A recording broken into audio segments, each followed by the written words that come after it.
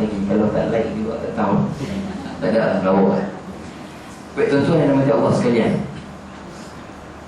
saya nak cerita, saya nak buat dalam kuliah hari ini, kuliah tentang Quran Quds, khazanah dalam Quran. Apa kita nak korek keluar? Yang kita duk baca Quran selama ni, yang kita duk faham Islam selama ni, betul ke apa yang kita faham? Islam main kat kita dengan penuh sempurna. Carilah mana-mana agama yang sama macam Islam, tak akan jumpa. Kita tahu agama kita paling benar, tapi kita teringin nak kaji juga agama lain, betul tak? Nak tahu juga macam mana cara hidup agama lain. Cuba cari agama selain Islam yang detail macam Islam, yang betul-betul terperinci satu-satu dia apa pada Islam. Ada tak? Takkan jumpa. Islam sendiri, ada orang Islam mungkin depan saya pagi ini pun ada ibu-ibu, ayah-ayah yang pemahaman dia tentang Islam, dia rasa waktu-waktu ni saja Islam. Jangan buat macam tu. Jangan faham Islam tempat-tempat tertentu, jangan. Tanya pasal apa hang pakai tudung elok semua ni, biasa ada pergi semayang. Aurat hanya jaga atas masjid, turun tangga masjid terbang ambil tudung mana ada. Jumpa atas shopping komplek pegang handbag, rambut tak ada, apa, tudung tak pakai lah. Tanya, kau semalam pakai segak yang putih, ni hari ni terbang habis di mana? Ke sepak. Biasalah semalam dia nak ceramah atas masjid, kena dah pakai elok, kena sopan-sopan. Hari ni nak shopping biasalah. Aurat jaga atas masjid, turun tengah masjid tak ada.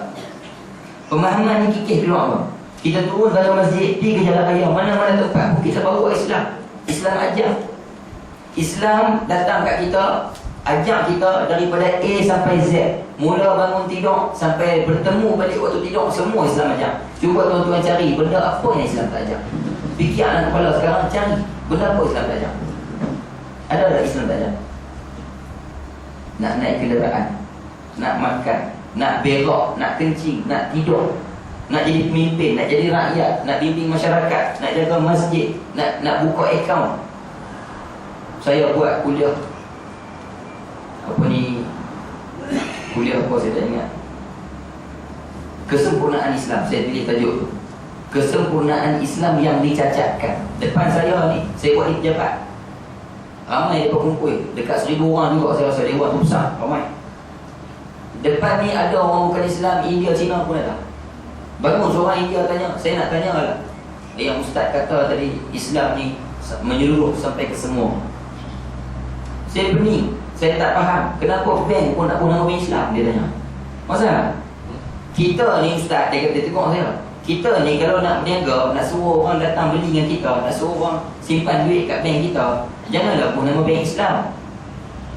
Nanti agama lain tak teringin nak main menabung kat kita. Betul tak? Agama lain fikir, oh bank ni untuk orang Islam, jadi dia pun tak main simpan duit kat akaun kita. Saya tanya balik, kau ni anti ke kau? Dia panggil dia kau India. Saya tanya, adakah kau boleh jamin bahawasanya tak ada orang bukan Islam yang main simpan dekat akaun Islam? Ada tak orang Cina India main Islam? Ada. Saya tanya dia, kenapa kami guna bank Islam? Kerana kami, kakak, kami ni dalam Islam, segala sudut, segala tempat, segala aspek Islam ajar cara nak buat macam mana. Tak ada benda yang Islam tak ajar. Jadi dalam bab nak simpan duit, dalam bab akaun, bab muamalah, ekonomi, Islam ajar cara-cara dia. Oleh kerana di Malaysia, di dunia ni ada bank-bank yang mengamalkan sistem konvensional, ada riba, ada bunga dan sebagainya, maka bank Islam buat sistem bank Islam. Ada satu bank nama bank Islam, nak apanya cara Islam macam ni. Islam tak mereboti cara yang macam tu. Betul dia faham, dia diam, dia duduk. Betul ingat ada Maybank. Orang Maybank jangan marah kat saya, ni saya tak kata apa. Ada orang Maybank ni, tak, saya tak kata apa. Saya nak cerita asalnya Maybank. Ada tak Maybank Islami? Ada. Tuan-tuan tahu cerita asal dari mana boleh ada? Tak tahu. Semua bank-bank kat Malaysia ni asalnya semua konvensional, betul tak? Semuanya cara yang gharar, cara yang Islam tak reda. Tapi macam mana boleh semua bank ni ada Islam? Bank ni Islami. Bank Cina pun dia nak buat Islami. Punca dia daripada apa? Kalau tuan-tuan ingat, lebih kurang 12-13 tahun, lebih dekat 20 tahun, 15 tahun lah kita ambil, 15 tahun lepas, Kerajaan Negeri Kelantan dia pun simpan duit dalam bank. Satu hari dia pun mesyuarat, dia pun kata duit kita duduk dalam bank yang mana akaun itu akaun yang sistemnya bukan sistem yang diredai oleh Islam, tak kena syarak. Tok Guru ni Aziz bincang dengan semua ni, kakak duk fikir macam mana nak buat. Lalah dia pun kata, wahai Maybank, dalam akaun hampa ada duit kami berjuta-juta, berbilion-bilion. Kami akan tarik keluar duit kami. Kami tak mahu duduk dalam sistem yang Islam tak bagi. Kami akan pergi ke bank Islam. Sebab masuk bank Islam dah ada. Kami nak pergi nak masuk bank Islam. Lepas tu Maybank ni marah. Bukan marah lah, dia tak boleh marah customer. Customers always right. Okay. Lepas tu Maybank tu fikir, kalau kata kita terlepas simpanan kerajaan negeri Kelantan, rugi je lah. Bank ni dia nak melabur juga. Guna duit yang kita duduk dalam bank dia, dia melabur tu. Bermula daripada itulah, kerana ugutan daripada kerajaan negeri Kelantan nakkan simpanan duit mereka untuk rakyat mereka semua, sistem yang berkat yang Islam bagi, Islam mereka. Hasil ugutan tadi, Maybank terus wujudkan sistem Maybank Islami. Bank-bank lain semua dapat pahala. Bank-bank lain semua ikut. Pasal apa? Mereka tahu lepas ni customer ni sama macam insurans takaful. Insurans lain, takaful lain. Kalau insurans gharar, haram, cara yang samar-samar. Nak tahu berapa simpanan duk ada, aku dah mencarut berapa bulan, berapa tahun. Tak boleh tahu. Lepas ni duit ni jadi ke mana, aku tak tahu. Yang hang kena tahu apa dia? Bila hang mati, bila hang aksiden, cacat kekal, dapat berapa ratus ribu, berapa puluh ribu. Yang tu kan. Tapi takaful adalah sistem Islam. Dia habaq satu-satu. Ramai lah ni orang-orang Cina, orang bukan Islam, yang asalnya buat insurans, mereka lari pergi buat takaful. Sebab mereka tahu dekat Malaysia paling ramai orang Melayu. Bila orang Melayu kita kata orang Islam lah. Bila paling ramai orang Islam, orang Islam akan sedar diri, mereka tak mahu insurans, mereka lari kepada takaful. Sama macam bank juga. Bank ni konvensional, nak lari kepada Islamic. Inilah kesyumulan Islam meluas. Segala sudut, segala aspek, detail masuk sampai ke dalam. Sebab tu saya kata tadi, carilah benda apa yang kita buat atas dunia ni yang tak ada pun Islam pandu kita, Islam ajar kita. Tak jumpa. Hatta benda sekecil-kecil pun kadang-kadang kita fikir ada apa. Contohnya saya ambil lepas makan. Lepas makan Nabi buat apa sebelum basuh tangan? Jilat jari. Ataupun kita kata isap. Jilat ni dia macam ni. Jilat ni isap tak sama. Jilat ni kita buat keluar lidah. Jilat ni kita buat keluar lidah jadi begitu. Kalau isap, kita masukkan jari dalam mulut. Nabi isap jari sebelum basuh tangan lepas makan. Ada yang buat tak? Kita buat tak? Yang buat alhamdulillah, yang tak buat solat Allah. Ada yang tak buat. Orang yang buat tu saya nak tanya, buat tu pasal apa? Okey, kita sebut kata sunnah Nabi. Setengah orang saya jumpa pasal apa buat lagu tu, dia tak tahu pun Nabi buat. Tapi dia tengok orang ramai duk buat, dia kata bagus juga. Sebab nanti nak pergi basuh tangan, tak ada nasi dah kat tangan. Nampak? Apa yang saya nak abang kat ibu-ibu ayah dalam luar ni, saya nak abang pasal isap jari ni apa? Sekecil-kecil benda dalam Islam ajar lagu ni. Akhir zaman ni, para saintis, doktor-doktor perubatan yang bukan Islam, dia bukan orang Islam, dia pun kaji.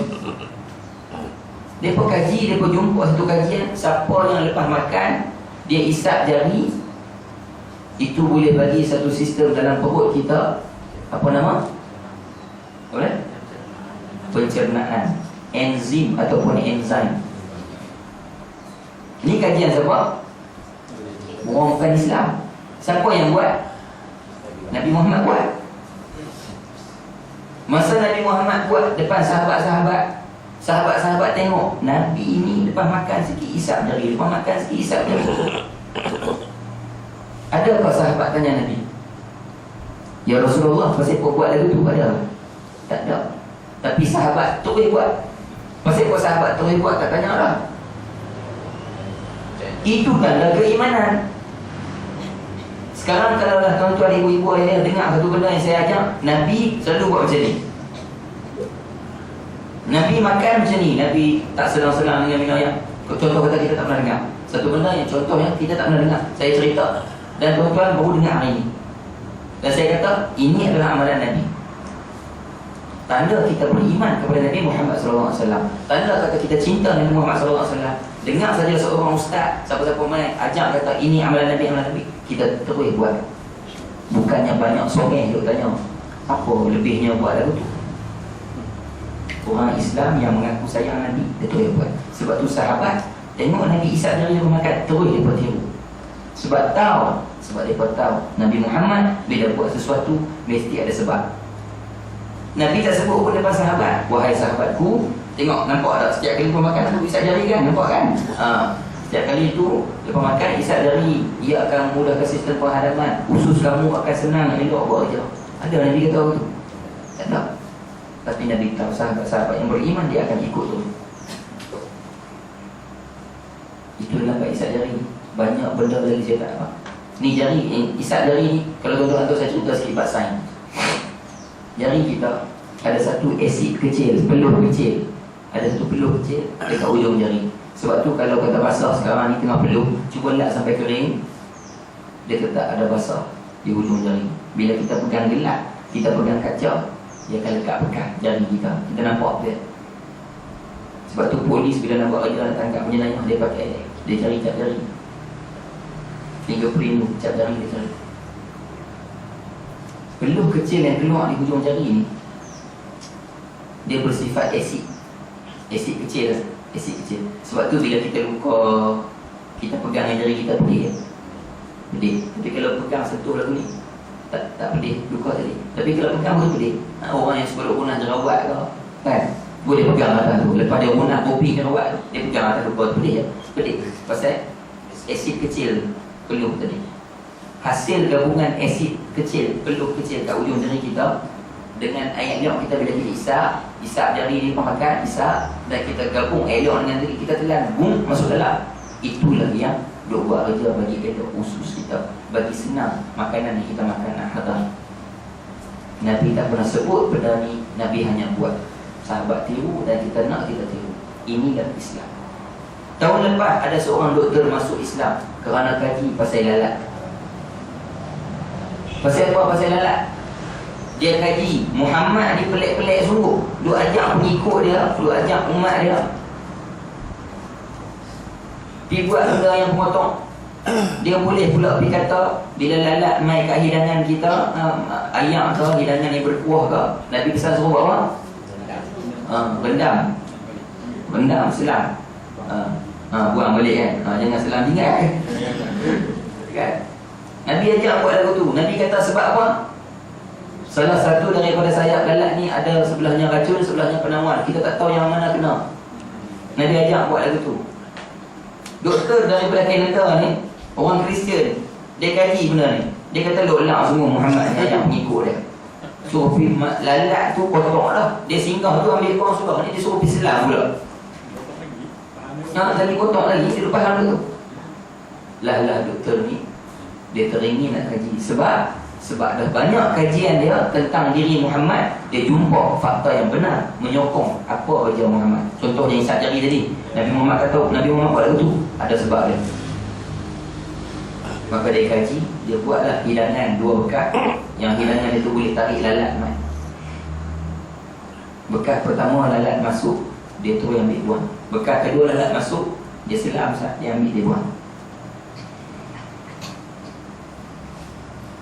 Dia ada mesin dia sendiri, alat untuk uji kaji tu. Dia pun buat kajian. Bekas pertama dia buat kajian. Dia buat kajian bekas pertama. bukan sekadar bekas tu kotor, hidangan tu kotor, bukan sekadar ada kuman, ada bakteria ke apa, malah hidangan itu ada kandungan yang bersifat racun. Waktu tu dia mula duduk. Saya baca buku dia tulis perasaan saya. Buku tu dia tulis lepas dia masuk Islam. Yang saya nak cerita dia masuk Islam ni. Saya baca buku tu, dia kata, masa saya buat kajian pada bekas pertama, saya tak sangka, saya hanya menyangka hanya ada kuman, hanya ada kotor kecil. Tapi rupanya ada kandungan molekul. Molekul ni sifat ayam, sifat buah ke apa, yang bersifat racun. Bukan racun mati tu lah. Macam kita makan tu mati, bukan racun yang tu. Macam orang isap rokok lah kan? Kita kata bahaya kan? Ini rokok ni sensitif, tak apa kita sebut kan? Kita kata tak apa, memang tak ada apa, lah ni tak ada apa, nunggu esok-esok kan? Benda jangka panjang. Lepas tu habis dia kaji bekas pertama, dia kaji bekas kedua. Dia kaji bekas kedua, dia lagi terkejut. Bukan takat tak ada kotor, bukan takat tak ada racun, bukan takat bersih elok je kuah ni, malah kandungan dalam bekas kedua ada sifat penawar. Maka benarlah apa yang disabdakan Muhammad SAW di salah satu sayap lalat ini, ada racun, ada penawar. Bila masuk dalam hidangan kita, senang dulu bawah pintu. Doktor ini masuk Islam hanya kerana kaji pasal sekok lalat. Hanya kerana kaji pasal sekok lalat. Ini Islam, tuan-tuan. Kadang-kadang hari ini kita fikir tahap tu kita. Kita kata Islam kita kat sini, kat sini, kat sini. Sedangkan Islam dah menyeluruh. Betapa ramai cendekiawan dunia ni, orang-orang hebat, pakar sains, pakar bahasa, pakar dunia, pengkaji dunia. Perut bumi dia masuk, naik atas bumi. Kita dengar cerita Neil Armstrong, orang pertama yang pergi ke angkasa kan? Kita dengar cerita kata dia Islam, tapi dunia tak mengaku, NASA tak mau mengaku, Amerika, Barat semua tak mengaku. Mana ada yang suruh Islam tu. Bila dia pergi ke bulan, dia jumpa banyak benda-benda tanda-tanda keislaman, tanda-tanda kehebatan, tanda-tanda kata Islam tu agama yang benar. Antaranya apa? Bila dia pergi ke angkasa, dia jumpa apa?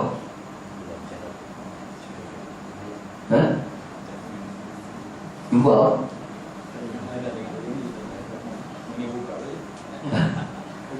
Lama tak dengar. Dia jumpa satu garisan retakan. Dia ikut garisan tu. Rupanya dia kata, kalau aku ikut ni, semua tempat ada. Bulan, garisan tu tengah. Rupanya garisan itu adalah sekeliling bulan. Garisan retakan tu, bekas pecah tu, sekeliling bulan. Dia balik, dia cerita, bulan pernah berlaku fenomena. Dia sampai di bumi, dia habaq kata, di bulan pernah berlaku satu fenomena. Tak tahulah apa jadi kat dia. Dia pernah rosak. Dia pernah rosak di tengah-tengah dia. Datang seorang doktor, profesor Islam, jumpa dia. Hang jumpa satu mukjizat sebenarnya. Benda tu tentang Islam. Hantar ada apa dia? Main buka hadis, buka sirah, bentang depan Neil Armstrong ni. Apa profesor Islam ni kata? Dulu antara benda yang Muhammad buat, dia nak tunjuk depan orang-orang kafir kelebihan dia apa dia? Nabi Muhammad belah bulan. Gelapah tu Neil Armstrong ni, beremang bulu rumah dia dan sebagainya. Mungkin betul lah. Antara benda lagi dia nampak apa dia?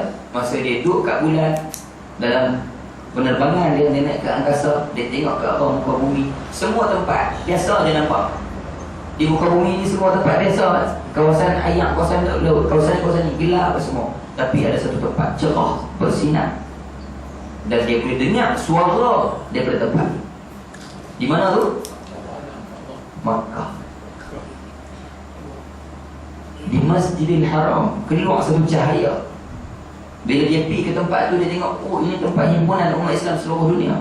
Suara yang dengar suara apa? Suara azan.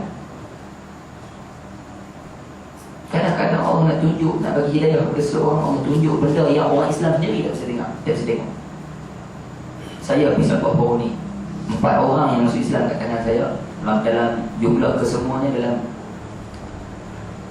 53 orang yang kami Islamkan di Sabah, di Pulau Wangi. Antara yang masuk Islam ni apa dia? Waktu kami tengah semayang Zuhur, Asar, kami jamak. Waktu kami tengah semayang, dia ni seronok lah berkawan dengan kami. Orang lain masuk Islam lah, dia nak masuk Islam ni. Seorang pakcik ni, dia main duduk belakang. Kami semayang kat bawah tengah-tengah kebun, kat pokok-pokok. Nampak canvas kemah tu kan, nampak canvas tu semayang atas tu. Dia duduk kat belakang.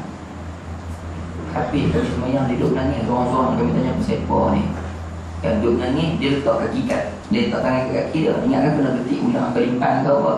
Sebab salah seorang daripada kami kena ketik limpan besar tuan-tuan. Kelang kabut nak buat ni, tapi itulah untung duduk dengan orang pedalaman. Dia buat macam-macam, dia tarik ni, dia gantung kaki, lepas tu dia buh ikat dia apa semua, lega. Kalau berlaku kat sini ni jenuh, lambat pergi hospital kita. Tapi orang pedalaman ni dia buat macam. Tengok dia nangis, siapa? Lepas tu dia pun apa? Aku takut dan aku suka, dia kata. Aku takut dan aku suka. Tanya apa siapa? Waktu kami tengah semayang ramai-ramai, sahabat saya seorang ustaz ni jadi imam. Kami tengah semayang, dia nampak ada dua lembaga mai tuang mah atas kepala kami. Tuang mah atas kepala kami seorang-seorang, kami tengah semayang. Lepas dia cerita tu, berdiri bulu orang kami. Lepas tu dia kata, kadang-kadang orang ni nak masuk Islam ni fikir, sebab sebelum ni dia susah. Dia fikir macam, kalau aku Islam aku senang. Dia bayang dia dekat mah, jangan kami dapat. Tak apa lah kita kata, InsyaAllah. Asal embuh, kami panggil embuh. Embuh ni pakcik-pakcik yang tak tahu nama. Embuh, asal embuh, yakin sama Allah, sudah. Dia masuk Islam tak apalah, kerana dia nampak emas tu. Kalau kami tak apa, biarkan dia. InsyaAllah lama-lama dia akan. Itu antara jenis apa kata, kami sendiri tak dapat tengok, tapi dia boleh nampak benda. InsyaAllah doakan semoga itu malaikat yang datang. Mungkin Allah nak tunjuk depan daripada orang kampung ni, ataupun di sebalik segala amal kami. Alhamdulillah, menangis tak berhenti kami lepas dengar cerita.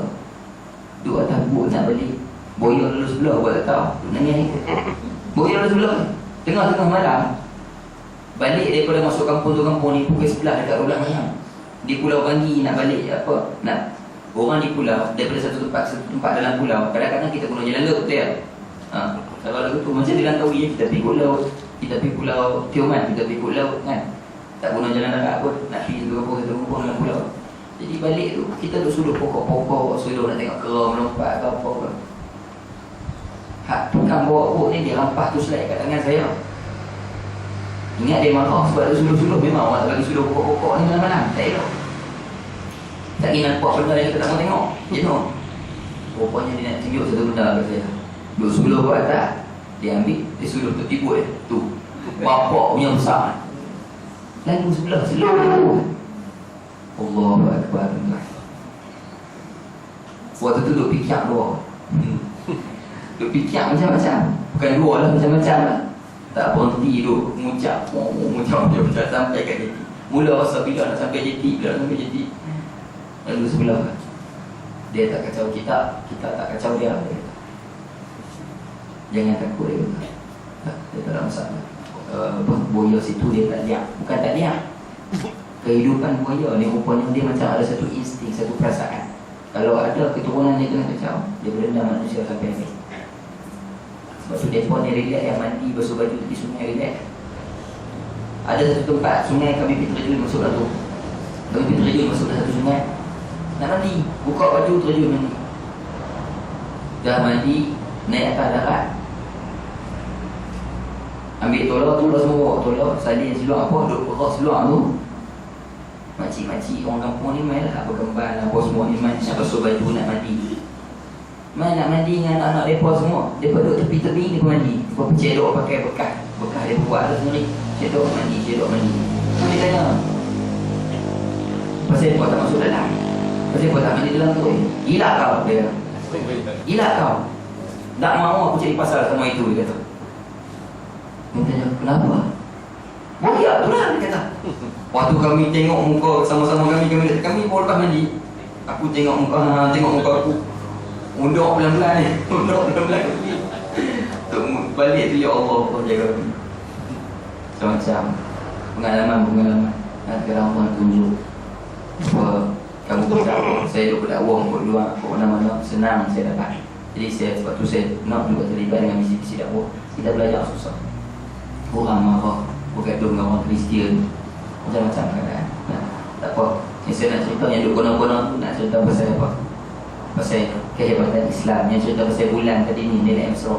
Allah tunjuk kadang-kadang dekat orang ke Islam, Allah tunjuk kehebatan Islam. Kita yang Islam kita tak nampak. Betul kadang-kadang iman kita lemah. Dalam Islam banyak benda lagi yang menyeluruh yang kita lepas pandang. Yang hari ini topik yang kita nak bincang pasal Quran ni pun. Saya nak maafkan tuan-tuan. Bila kita dah faham Islam ni menyeluruh, segala benda kita kena ambil. Nabi bawa mai kita kena ambil rebut. Nabi isap jari, Nabi tidur macam mana Nabi? Ha? Mengiring ke kanan, berbatal kanan, mengiring ke kanan. Apa sebab Nabi tidur macam tu? Ada tahu? Ha? Rehatkan jantung. Nak rehatkan jantung. Jantung kita duduk belah mana? Belah kiri. Kajian doktor kata kalau kita tidur mengiring ke kiri, berpotensi mendapat sakit jantung.